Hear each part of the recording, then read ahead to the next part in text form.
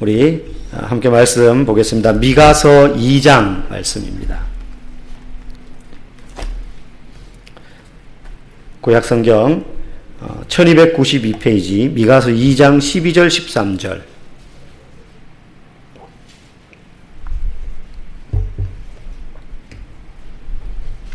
(12절) (13절) 우리 두 절 다 같이 한 목소리로 읽도록 하겠습니다. 시작. 야곱아, 내가 반드시 너희 무리를 다 모으며 내가 반드시 이스라엘의 남은 자를 모으고 그들을 한 처소에 두기를 보스라의 양떼같이 하며 초장의 양떼같이 하리니 사람들이 크게 떠들 것이며 길을 여는 자가 그들 앞에 올라가고 그들은 길을 열어 성문에 이르러서는 그리로 나갈 것이며 그들의 왕이 앞서가며 여호와께서는 선두로 가시리라. 아멘. 고난은 회복을 예고한다 라는 제목으로 함께 은혜 나누기를 원합니다.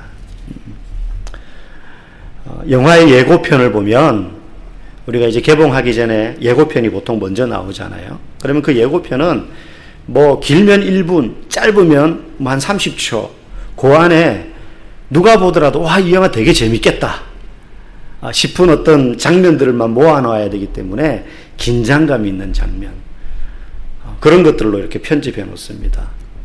그리고 핵심은 예고편만 봐서는 이 영화 이야기가 어떻게 될지 모르게끔 편집하는 게 기술이죠. 예고편 1분 봤는데 이거 결론 알 것 같아 이러면은 벌써 관심도가 떨어지니까 사람들이 본편을 안 보려고 하지 않겠습니까? 그래서 예고편은 좀 막 이렇게 영화 순서대로가 아니라 앞뒤를 막 뒤죽박죽 섞어 놓는 거죠. 그래서 실제 가서 보면 그 사람 대사는 하나도 안 중요한데 그 장면은 그냥 싹 스쳐 지나가는 장면인데 뭔가 긴장감을 주기 위해서 끼워 넣기도 하고 그렇습니다. 그래서 예고편만 보면 저 사람이 분명히 주인공인 건 알겠는데, 유명한 사람이 하니까. 근데 막 주인공이 나쁜 짓을 한 것 같고 나중에 주인공이 죽을 것 같고 막 이렇게 위기를 겪는 그런 장면을 막 넣잖아요. 막 절벽에서 떨어진다든지 막 총을 쏘는 적들에게 막 쫓긴다든지 막 이런 이제 장면들을 넣어 놓으면 이 예고편만 봐서는 야, 이거 내용을 모르니까 뭔가 이 긴장감이 넘치고 주인공이 엄청 어렵겠다, 힘들겠다, 뭐 이런 이제 상상을 하게 되는 거죠. 그런데 실제 가서 보면 결국에 주인공은 그 난관을 다 극복하고, 예고편만 봐서는 야, 이 주인공 죽는 거 아니야? 이런 생각까지 들 만한 장면이었지만 결국 그거를 다 이겨내고 미션을 완수하게 되는 그런 장면으로 이렇게 영화는 대부분 마무리가 됩니다. 편집된 일부의 장면만 보면 실패처럼 보여도 전체를 다 보면 영화의 결말이 훈훈하게 그리고 아름답게 이렇게 결말이 지어지는 것을 봅니다. 그래서 예고편만 보고 결과를 짐작할 수는 없다는 거죠. 전체를 다 봐야 되는 겁니다. 우리의 신앙생활도 그런 것 같습니다. 뭐 길게는 인생을 놓고 보면 80년, 90년, 뭐 100년이라고 치고요. 길게 잡아서.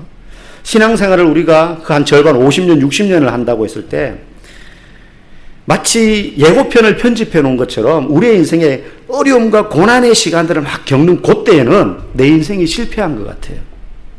그걸로 끝날 것 같다는 느낌이 드는 거죠. 내가 지금 어려움 겪고 있으니까. 근데 그건 마치 영화의 예고편만 보는 것과 같아요. 하나님은 우리의 인생을 어떻게 보실까요? 그 지금 내가 어려움 당하는 그 순간, 그 일부분만 보시는 게 아니죠. 우리는 내가 지금 어려움 당하면 그 장면만 보기 때문에 내 인생이 여기서 끝장나는구나, 이제 내 인생은 여기서 실패로 마무리되는구나, 이렇게 여겨질지 모르지만 하나님의 관점에서 보면 그 실패조차도 전체 우리 인생의 스토리, 이 영화라고 생각할 때 우리 인생의 영화, 이 장면 전체에서는 결국은 주인공이 미션을 완성하고 성공을 거두게 되는 그 결말을 향해서 나가는 하나의 과정에 불과하다는 거죠. 하나님이 볼 때는. 당사자인 내 입장에서는 이게 끝인 것 같은데 하나님 입장에서는 절대 끝이 아닙니다. 그 실패처럼 보이는 일부분도 예고편에 불과하고, 그리고 결국에는 성공을 향하여 나아가는 하나의 과정에 불과하다는 것이죠. 그래서 우리가 신앙생활을 할 때 비록 어려움이 오더라도 낙심하지 말아야 될 것이, 우리가 적어도 하나님의 살아계심을 정말로 믿는다면 낙심할 수가 없는 거죠. 물론 힘듭니다. 괴롭죠. 어둠의 터널이 언제 끝날까 두렵기도 합니다. 앞이 잘 보이지 않을 때가 있습니다. 그런데 우리의 인생은 그 순간이 끝이 아니라는 거. 그 사실을 우리가 기억한다면 결코 낙심하지 않을 수 있을 줄 믿습니다. 오늘 우리가 읽은 성경 본문이 그것을 말해줍니다. 미가서 우리가 수요일마다 지금 몇 번째 보고 있는데요. 이제 11절, 오늘 12절, 13절을 봤잖아요. 11절까지 어떤 내용이 나오느냐 하면 미가 선지자가 이스라엘의 죄에 대해서 막 고발을 합니다. 그런데 미가 선지자는 주로 평민들, 일반 백성들 사이에서 하나님의 메시지, 특별히 심판의 메시지, 회개의 메시지, 이걸 전한 선지자라고 말씀드렸잖아요. 그래서 그 일반 서민들, 백성들, 평민들 속에서 우리나라가 앞으로 이런 어려움을 당할 거다. 망해서 포로로 끌려가게 될 거야. 뭐 이런 이야기들. 대부분의 이제 선지자들이 그런 예언을 다 하거든요. 바벨론에 끌려가게 될 거다. 그런 이야기를 하면서 여러 가지 원인이 있지만 선지자마다 조금씩은 다를 수 있지만 미가 선지자는 주로 부유한 자들, 권력자들, 저 왕궁에 있는 자들, 권세자들이 지은 죄가 커서 그것 때문에 우리나라가 결국은 하나님의 심판을 받게 될 거야. 그걸 백성들 사이에서 많이 외쳤습니다. 11절까지 그 내용이 한 가지가 나오고 두 번째 나오는 내용은 11절까지 미가 선지자가 그렇게 외쳤는데 거짓 선지자들을 비롯해서 그 높은 자리에 있는 사람들, 많은 사람들이 그 미가의 경고를 무시했다는 거예요. 그러면서 그 앞에 보면 어떤 내용 나옵니까? 너 그런 예언 하지 마라는 거예요. 듣기 싫다는 거죠. 불안 조성하지 마라. 하나님이 그런 일을 하실 분이 아니다. 하나님은 노하기를 더디하시고 인자와 사랑이 풍성하시고 오래 참으시는 분 아니냐. 그러니 하나님 앞에 하나님이 우리에 대하여 그런 심판을 하실 리가 없다. 라고 미가 선지자의 이 경고의 예언을 무시하는 말들을 막 쏟아냅니다. 미가는 혼자인데 더 많은 사람이 그 소리 듣기 싫다고 하니까 분위기가 미가의 경고의 음성을 가벼이 듣게 되는 것입니다. 아랑곳하지 않고 미가 선지자는 말합니다. 아니, 하나님이 우리를 심판할 거다. 우리를 심판할 거다. 그리고 그 심판의 내용은 우리가 망해서 포로로 끌려가게 될 거야. 그리고 포로로 끌려간다는 건 너희들이 지금 그 권력자들을 향해서 말하는 겁니다. 너희들이 지금 쌓아놓은 가지고 있는 땅, 누리고 있는 권세, 이거 다 내려놓게 된다는 것을 의미해. 그거 다 빼앗기게 된다. 그러지 않겠습니까? 나라가 망해서 끌려가는데 땅이 무슨 의미가 있고 돈이 무슨 의미가 있고 권세가 무슨 소용이 있습니까? 다 끌려가는 거예요. 다. 왕까지 눈알 뽑혀가지고 쇠사슬에 묶여서 질질 끌려가거든요. 시드기야 왕 같은 경우. 그런 처지를 맞이하는데 너희들이 지금 회개하지 않으면 살 수 없다. 이런 내용을 미가 선지자가 계속 말합니다. 그러면 도대체 그들이 지은 구체적인 죄가 뭐길래, 가진 자들이 지은 구체적인 죄가 뭐길래 미가가 하나님의 심판을 이야기할까? 두 가지입니다. 하나는 모든 선지자들이 공통적으로 언급하는 것인데 바로 우상숭배예요. 우상숭배. 우리는 우상숭배 그러면 신상을 만들어 놓고 거기에 섬기는 것만 생각합니다. 물론 표면적으로 이 당시 이스라엘 백성들이 했던 우상숭배 행위는 대부분 그런 것이었어요. 그런데 그것만 우상숭배가 아니었던 거예요. 미가가 꼬집은 것은 너희들이 신주 딴지처럼, 요즘 표현으로 하자면 너희들이 생명처럼 여기는 그 권세의 자리, 그리고 앞에 말했잖아요. 이 사람들은 밤에 누워가지고 무슨 꿍꿍이를 꾼다 그랬습니까? 내일 누구 땅을 빼앗지? 내일 어떻게 착취하지? 누구 재산을 갈취하지? 그거를 막 생각하고 계획을 세우고는 아침에 일어나면 그걸 실천한다 그랬어요. 그들이 땅을 우상으로 섬기고 돈을 우상으로 섬기고 권세를 우상으로 섬겼던 거예요. 형상 만들어 놓고 이게 우리를 잘 살게 해주는 신이야. 그렇게도 우상숭배했지만 땅과 권세와 물질과 이걸 인생의 행복인 양, 전부인 양 알고 섬기고 살았다는 거예요. 오늘날도 그러지 않습니까? 많은 사람들이 그런 의미에서 우상숭배에서 자유롭지 못한 인생을 오늘도 여전히 살고 있습니다. 이게 첫 번째 심판받을 이유였습니다. 일반 백성들보다 가진 자들이 그런 짓을 더 많이 했다는 거예요. 없는 사람들은 뭐 형상 만들어 놓고 섬길지언정 땅이 있습니까? 돈이 있습니까? 그죠? 근데 가진 자들은 그렇지 않았다는 거예요. 두 번째, 하나님이 그들을 심판하는 두 번째 죄악은 불의한 삶 때문이었어요. 우상숭배 하나만으로도 심판받기에 충분한데 불의한 삶, 정의롭지 못한 삶을 살았다는 거예요. 여러분, 우리는 사실 이걸 가볍게 생각합니다. 미가 선지자 시대 때도 많은 사람들이 그렇게 생각했어요. 하나님 앞에만 잘하면 되지. 6월절 절기 잘 지키고 그 절기 때 제사 잘 드리면 되지.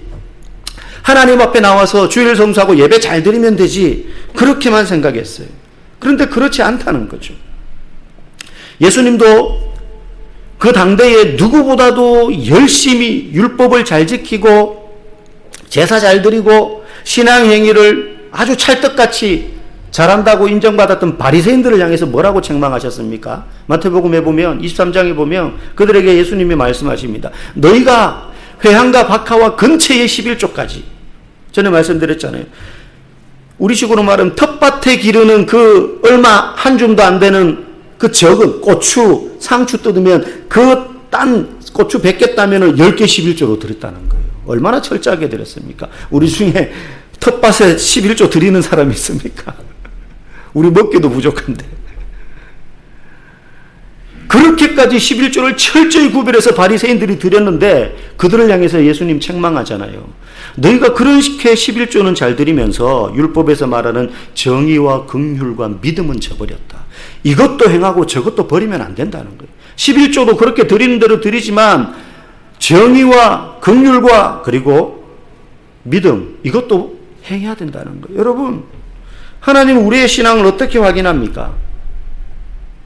실제로 정의롭게 사는가? 누가 보지 않아도 의로운 인생을 사는가? 긍휼, 연약한 자, 도움이 필요한 자 살펴보고 그들을 돕고 있는가? 믿음을 버렸다. 믿음이란 하나님에 대한 신앙을 이야기하는 게 아니라 사람과 사람 사이의 신의를 말합니다. 신의. 믿을 만한 사람으로 내가 세상 가운데서 살고 있는가? 사람들이 나를 볼 때 저 사람은 신뢰할 만해. 저 사람은 믿을 만, 저 사람 사기칠 사람 아니야. 저 사람 맑은샘 동산교회 안수집사인데, 권사인데, 장로인데, 목사인데 저 사람은 그 신앙을 볼 때, 그 삶의 모습을 볼 때 믿을 만한 사람이야. 근데 바리새인들은 그거 다 별거 아니라고 생각하고 11조 잘 드리고 헌금 잘하고 예배 거룩하게 드리면 된다고 생각했던 거예요. 근데 지금 말라기는 이스라엘 백성들, 그 권세자들에게 너희가 하나님 앞에서는 잘하는 것처럼 보일지 몰라도 실제 너희 삶 속엔 불의가 가득하다는 거예요. 앞에 말씀드렸잖아요. 땅 훔치고 강탈하고 착취하고 그러면서 그거 모르겠어요. 그거에 11조를 드렸을지 몰라요. 하나님 앞에. 그거 하나님이 기뻐하셨을까요? 절대 그렇지 않습니다. 하나님이 보시는 우리의 신앙생활은 이 두 가지가 합쳐져야 되는 거죠. 말라기는 백성들에게 너희들에게 그러한 모습이 없다. 그래서 너희가 심판받게 될 거야 라고 말합니다. 그런데 선지서를 읽다가 보면 다른 대다수의 선지서도 마찬가지지만 심판, 하나님의 징계 이런 것들에 대해서 무섭게 이야기하지만 항상 뒤에 회복에 대한 약속을 언급합니다. 회복에 대한 약속을 언급해요. 심판이 끝이 아니라 심판 뒤에는 하나님이 회복을 시켜주신다. 회복시켜주신다. 우리도 신앙생활 하는데 신앙생활을 제대로 하려고 하기 시작하면 고난이 찾아올 수밖에 없다는 걸 어느 정도 감수합니다. 신앙생활을 좀 열심히 하다 보면 그걸 느끼죠. 근데 고난만 있다. 고난만 있다. 그럼 어떻게 그거를 기쁘게 감당하겠어요? 우리에게 소망이 있는 건 고난이 끝이 아니라는 걸 알기 때문에 소망이 있는 거 아니겠습니까? 힘들어도. 그래서 오늘 본문에도요. 하나님의 회복이 분명히 찾아온다. 그런데 그 회복이 어떻게 찾아오냐? 오늘 12절 말씀해 보니까 내가 반드시 너희 무리를 다 모으며 내가 반드시 이스라엘의 남은 자를 모으고 이렇게 말합니다. 하나님이 다시 포로로 끌려가서 흩어진 너희들을 내가 다시 모으겠다라고 말씀합니다. 심판의 기간이 있지만 그 기간이 끝나고 나면 내가 다시 너희들을 모으겠다는 거예요. 그러면서 남은 자라고 이야기합니다. 그 모으는 자들을 남은 자. 사실 이 남은 자라는 단어는요. 구약에서 굉장히 중요합니다. 오늘 본문에도 나오지만 미가서에 5번이나 등장합니다. 그리고요. 미가와 함께 활동했던 선지자가 있었다 그랬잖아요. 유명한 이사야 선지자. 그죠? 미가 선지자가 일반 백성들 사이에서 메시지를 전했다면 이사야 선지자는 왕궁에 있는 사람들에게 메시지를 전했다 그랬잖아요. 동시대에 같이 활동을 했어요. 똑같이 하나님의 심판을 이야기했지만 똑같이 남은 자에 대해서 이야기했어요. 그래서 이사야서도 길지만은 핵심이 남은 자예요. 남은 자. 심판을 계속해서 이야기합니다. 66장이나 되잖아요. 계속해서 이야기하는데 뒤에 가면 남은 자에 대한 이야기를 계속해요. 돌아오게 될 자들이 있다는 거죠. 심지어 이사야의 장자 아들이 있는데 그 첫째 아들의 이름이요 스알야숲인데요. 남은 자가 돌아오리라 이런 의미예요. 아들 이름도 그렇게 지었어요. 아들 이름도. 하나님의 메시지를 따라서. 남은 자는 회복을 맞이하고 하나님의 심판이 끝나고 다시 이스라엘로 돌아오는 자들을 의미합니다. 그런데 가만히 기간만 채운다고 저절로 되는 것이 아닙니다. 우리는 오늘 2장 12, 13절을 읽었지만 뒤로 넘어가면 4장 6절에 이런 표현이 나와요. 내가 저는 자를 모으며 쫓겨난 자와 환난받게 한 자를 모아. 내가 저는 자를 모으며 쫓겨난 자와 내가 환난받게 한 자를 모아. 하나님의 심판으로 절고 쫓겨나고 환난을 당했던 사람들, 한마디로 남은 자들은요 고난에 고난을 겪고 있던 사람들이 심판을 받아서 포로로 끌려갔으니까. 개인의 죄 또 민족의 죄로 인해서 이스라엘이 망해서 포로로 끌려간 하나님의 심판을 받은 거죠. 당연히 고난이 뒤따라옵니다. 고난이 뒤따라옵니다. 하지만 그때 끝까지 신앙을 지키며 남은 자들, 그리고 버려져서 뿔뿔이 흩어졌던 자들, 그런 자들이 다시 돌아오게 되는데 그 돌아오는 자, 뿔뿔이 흩어짐과 그리고 남은 자를 가르는 열쇠가 뭐냐? 회개예요. 회개. 여러분, 진실된 회개를 경험해야만이 하나님의 은혜와 자비를 맛보게 됩니다. 많은 기독교인들이요 가볍게 회개합니다. 정말로 세상에서 비난받아 마땅할 죄를 지어놓고도요 그냥 혼자 하나님 앞에서 회개했다 그러면 그 죄가 다 끝난 줄 알아요. 아닙니다. 자신의 죄에 대하여서요 얼마나 그 죄가 많은 사람들을 아프게 하고 고통을 줬는지 처참하고 비참하게 할 수만 있다면 자신이 고통을 준 사람들에게 찾아가서 석고대죄하면서 머리를 조아리고 용서를 구해야, 하나님 앞에서뿐만 아니라 사람들 앞에서.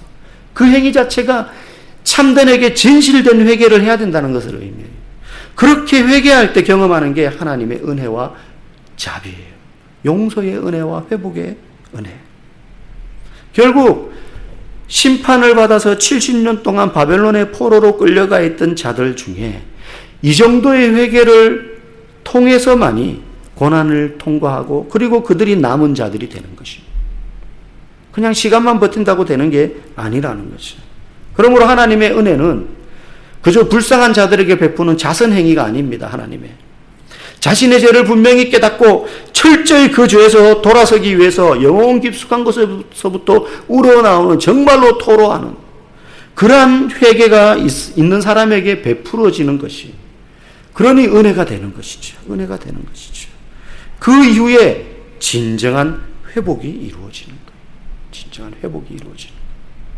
여러분, 우리가 일상생활 할 때도요, 우리가 많은 죄들을 지으며 살아가잖아요.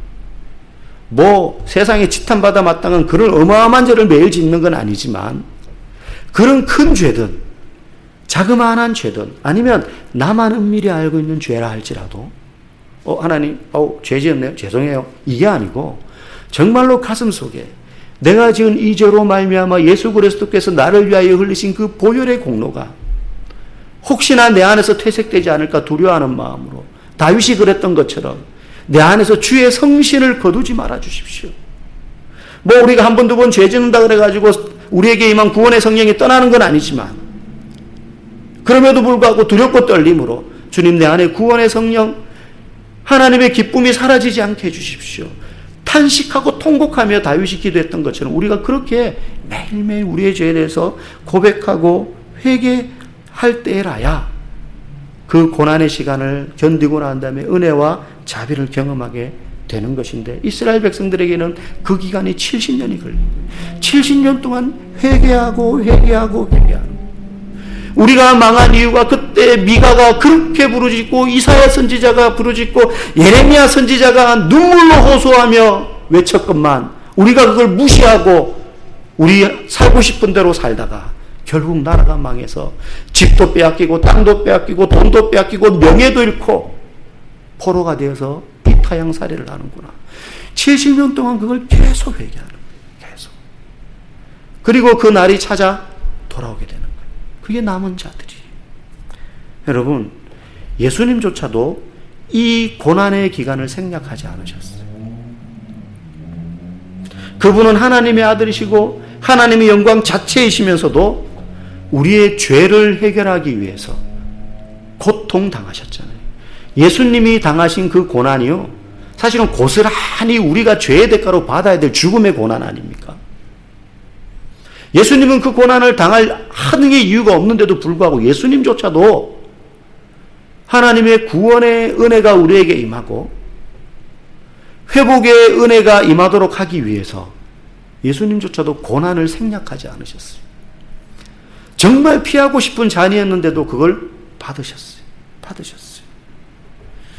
그러므로 우리의 삶에 고난이 찾아올 때, 여러분, 환난이 찾아올 때 기억해야 될 분명한 태도가 있다면 받아야 될 잔인 줄 알고 겸손하게 엎드려서 우리의 죄를 먼저 찾아보는 거예요.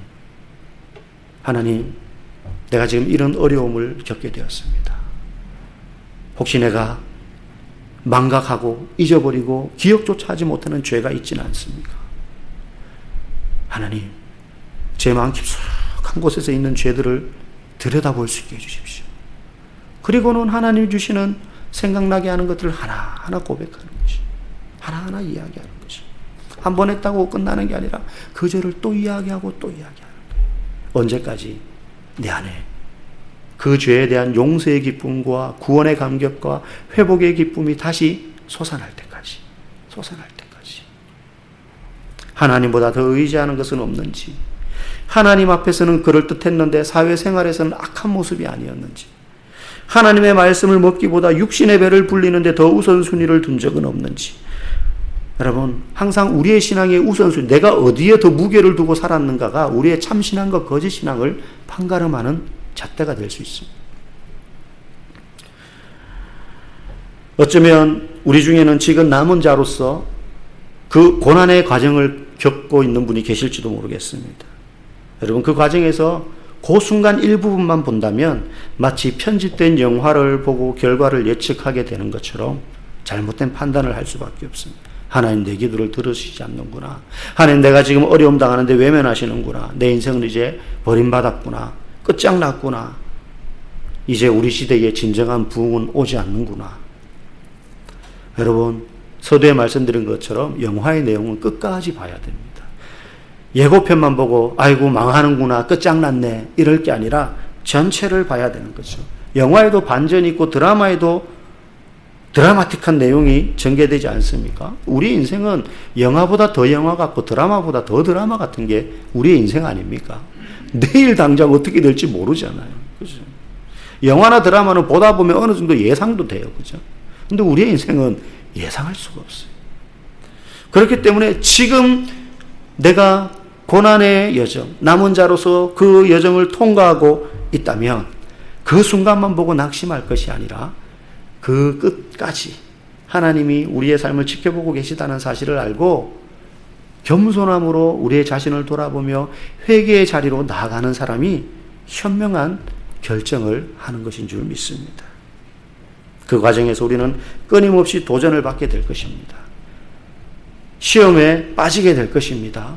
예수님도 시험했던 사단이 우리를 가만히 내버려 두겠습니까? 우리가 제대로 신앙생활을 하려고 마음 먹으면 먹을수록 사단의 도전도 더 거세지는 겁니다. 당연한 것 아니겠어요? 그때 우리 성도 한 사람 한 사람이 흔들림 없이 그리스도 안에서 깊이 뿌리 내려야 되는 것입니다. 고난의 고개를 하나 넘을 때마다 믿음의 뿌리가 더 깊이, 한 번 더 넘을 때마다 또 더 깊이. 그래서 그 과정이 끝나고 나면 그 어떤 어려움에도 흔들리지 않는 믿음의 사람으로 우리가 다듬어지게 될 줄로 믿습니다. 그렇게 되면 우리 안에 회복의 기쁨과 구원의 감격이 충만하게 되는 것이, 우리는 매일 그것을 경험할 수도 있습니다. 매일 그것을 경험할 수도 있습니다. 여러분, 우리 시대에, 이 지역에, 우리 가정에 저와 여러분들이 다 남은 자가 되기를 원합니다. 남은 자가 되기를 원합니다. 분명한 것은 회복은 고난을 겪어야 된다는 것을 의미하고, 은혜는 회개를 통해서 온다는 것을 꼭 기억하셨으면 좋겠습니다. 날마다 예수님이 걸어가신 길은 혼자 가는 길이 아니라 우리에게 따라오라고 하신 길이라는 것을 우리가 생각하면서, 우리에게 있는 그 고난의 자리가 하나님이 주실 회복과 은혜를 예고한다는 사실을 마음속에 꼭 기억하면서 그 걸음들을 당당하게 그리고 힘있게 걸어갈 수 있기를 주님의 이름으로 간절히 축복합니다. 기도하겠습니다.